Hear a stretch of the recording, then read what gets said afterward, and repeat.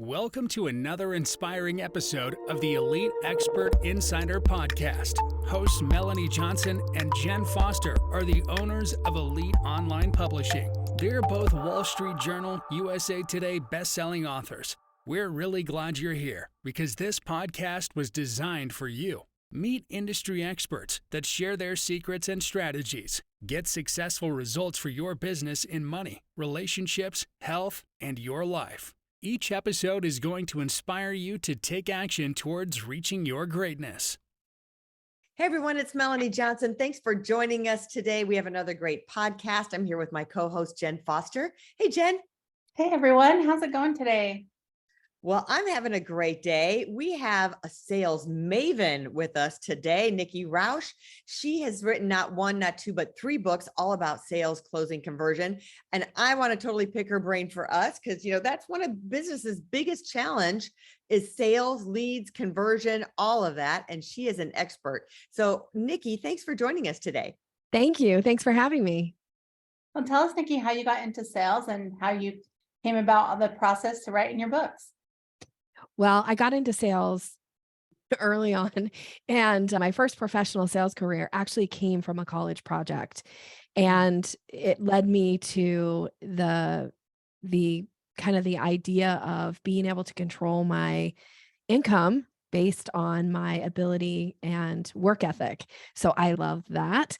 And I had a lot of success in sales. I have over 25 years of sales experience. And while I was, in that tech space, I worked in the tech space and learning how to sell. I also started studying neurolinguistic programming.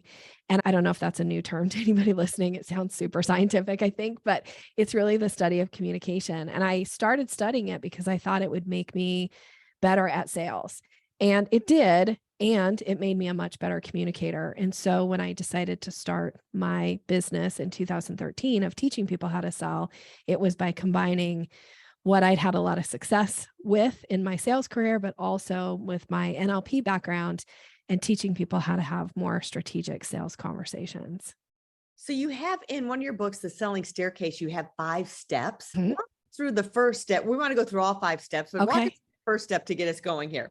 So the first step, so just to give a background, the 5 steps of a sales conversation is my signature framework. And the idea behind, and I teach it, it's called the selling staircase. And the reason for the staircase is because most people understand that you go up a staircase one step at a time. And so the first step in the selling staircase is what I call the introduction step. This is when people are being exposed to you or exposed to a concept that you have to offer them. So it's that first kind of impression. And the idea in this first step is to make sure you're making a powerful first impression and setting yourself and the other person up for success. So in that introduction or in that kind of, do you use that, what is the old term they used to say, like form, like family occupation? Do you use that or no? I'm not familiar with the form. Oh, it's like family occupation, recreation, and them about that to get personal on a personal level? No, not necessarily. I do think that's an old style of selling and that can be effective. What I teach and talk about is that it's really important that you're able to build rapport.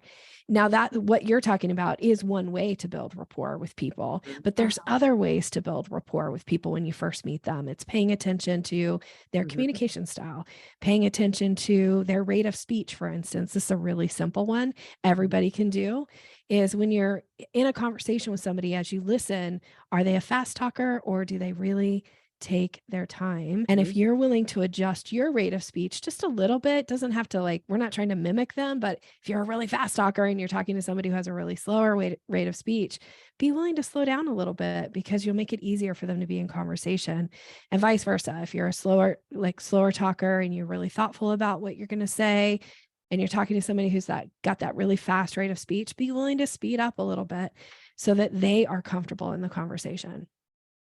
Right. So your next step, isn't it creating curiosity? It is. Right? And the buying signals are part of that. So tell us more about creating curiosity and the buying signals. So creating curiosity is the second step, and it's the most missed step in the sales conversation, by the way. Most people don't think about, do I know how to create curiosity when I'm talking about my product or my service? And yet, if you're not able to create curiosity, People who are just meeting you for the first time or coming into contact with you, they don't know what's possible for them of working with you.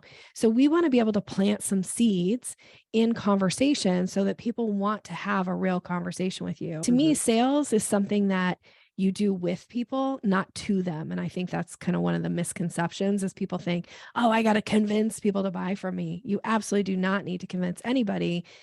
What you do need to do is collaborate. And one of the ways that happens is through conversation. And the way that you create conversation is you make it easy for people to ask you questions. I like that. How do you make it easy though? Like just be open, or like how you make it easy by the way you answer a question that somebody would ask you. So for instance, if somebody said, oh, how are you today? You could say, fine. But that doesn't create any conversation, right? You could say something though that would give them a little nugget to pick up on that they could then follow like a thread in a conversation. So instead of saying, oh, I'm fine, I might say, oh, I'm great. I've been working on a new project I'm really excited about. Because then the person could go, oh, well, what's the new project? Or you could say something about your business. You could say, oh my gosh, I just signed up this new author.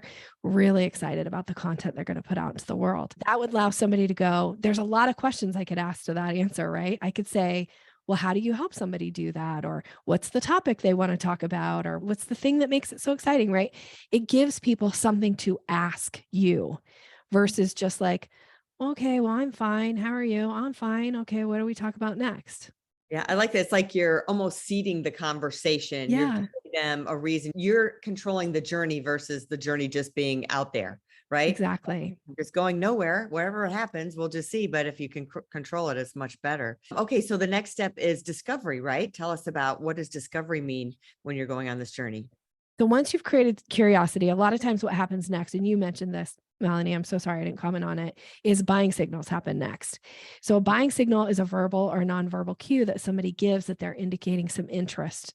So let's say you made that comment about, oh, I'm really excited about this new author that we just signed up. And they go, well, what does that mean? Like, how do you work with people? And you explain it and they go, gosh, I've always wanted to write a book. Am I somebody you would work with? Well, then you're going to invite, that's a buying signal, by the way. So then you're going to invite them to this next step, which oftentimes is, I call it discovery, but it could be, you can call it whatever you want. It could be a consultation call. It could be, a get to know each other call, whatever you want to call it. But ultimately what you're doing here in this next step is finding out what's important to this person. So this is where you're going to ask really smart questions so that you can uncover, does this person have a problem, a need, a struggle, or a desire for something? And based on the questions that you ask them and the answers that they give, do you have a solution that meets that desire or solves that problem for them? So once you have done a well done discovery, now you can go to the next step, which is going to be where we actually start to sell. But it's super important that in the discovery step, that you don't ask a question, get an answer, and then start selling them a solution.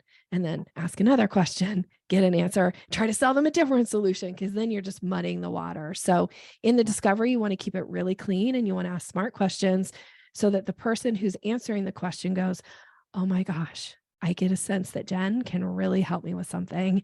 And she's asking me such great questions that I don't even know the answers to. And I do want to know the answers. I like that.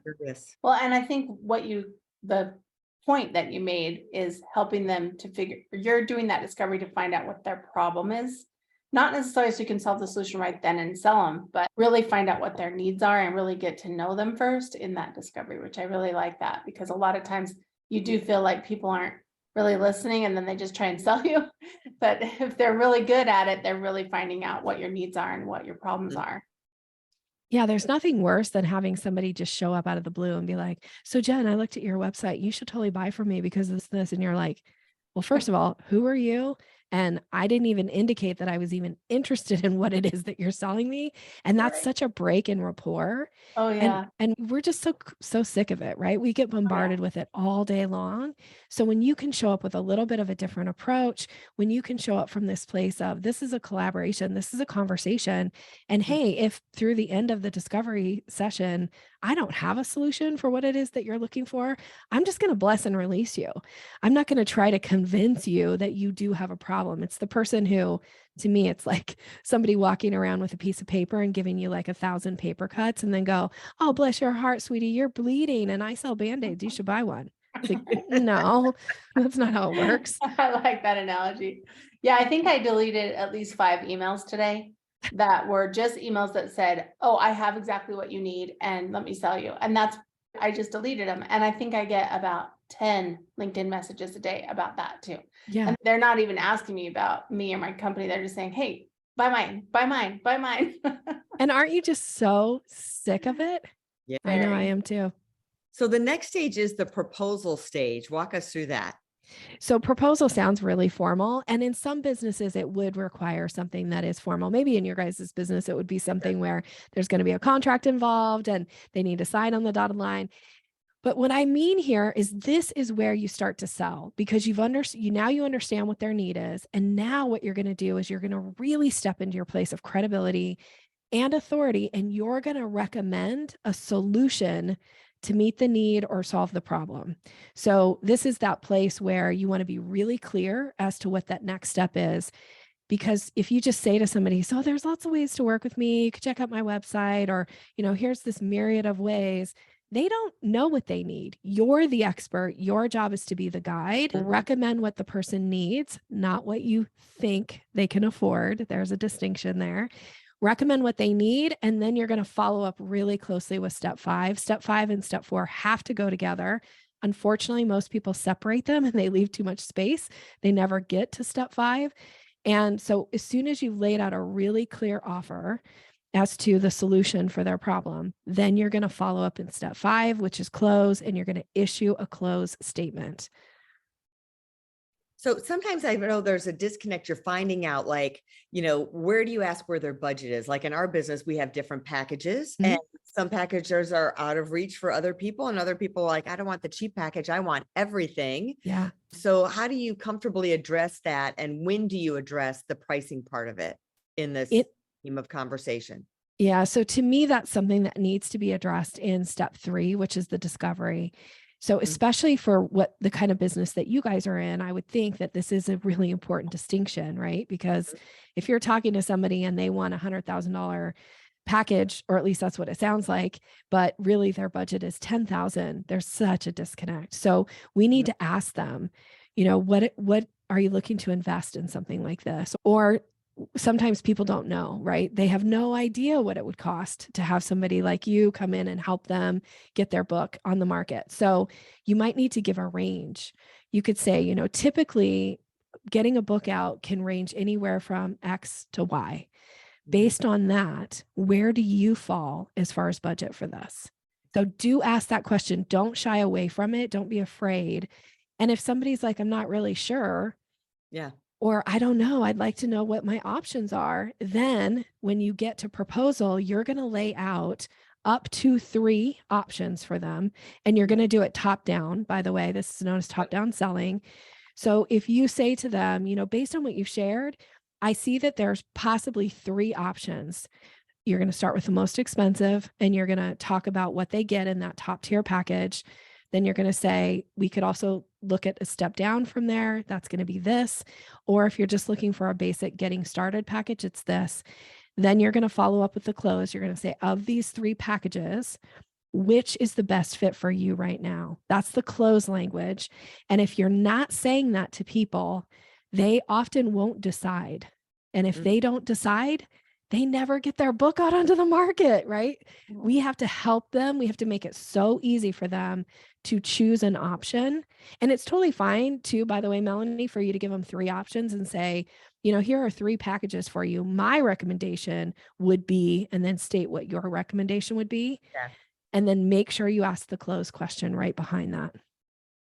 I think it's great that you address the part of, instead of just coming straight out and saying, what's your budget, to have like, it starts usually at X and goes to Y. I like how you put that in that conversation, because then it doesn't sound as salesy, and you're not giving them the chance to say, I don't know. Like you're really kind of saying, here's kind of the price range. Where do you fit? So then you're guiding that conversation again, right? So you're guiding the conversation so that they can answer those questions. And one of the things I think that we struggle with is that, a book is always seems like a luxury, even though it's we believe it. And I think you do too, because you have 3 of them about your business, that it's a really tremendous branding tool, marketing tool, credibility tool. And then they're like, well, it's not urgent, right? So how do you get it to be urgent for them to step over that line instead of them like, well, maybe I'll do it later, or maybe it's not. And so how do you get going into that conversion rate? How do you increase your conversion rate, especially on something that's not an urgent must-have thing in their mind? So there's a couple of things you can do, but one of the things that comes to mind just based on the way you frame that question is I would want to ask this question in my discovery. What has stopped you from actually getting this already out into the market? I would want to know what the stop piece was. Now, they might not know the answer, but when you can ask a really direct question like that, oftentimes our brains are like Google.